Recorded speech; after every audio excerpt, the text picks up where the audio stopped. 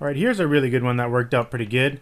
It was this girl loves the Broncos, and my initial design that failed was this one here. This girl loves the Broncos. I know it says 142 sales, but I think I lost about $100 or almost broke even, something like that. So I think I got paid around $2,000, but my ad spend was about that much. So I figured there was a lot of really good comments for this design. People were loving it. I simply just bought this graphic from graphicriver.net, I believe, for like $3 or maybe $5 or something like that. And it just comes like that. And I just changed the color and popped it into a shirt and just made this text. It's so simple. And then my second, that was the first design, and from all the comments, I knew that there was some potential with this design. So I redid it like this, and that's when it really caught on, and it had 600, almost 700 sales in 1 week. And so that brought in $11,400, and that cost me $8,500.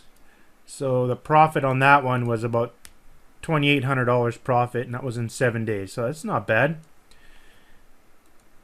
And if we go and look at the ads for that particular one, I was focusing on female Denver Broncos.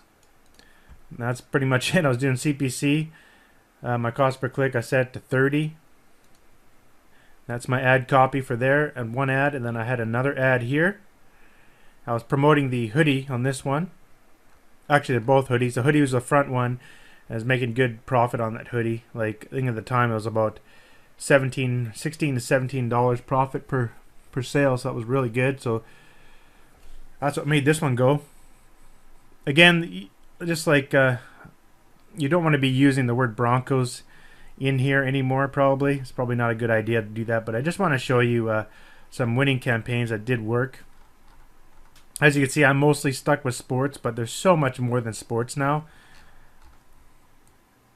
And yeah, that's basically the full campaign that made just around $2,800 in 7 days.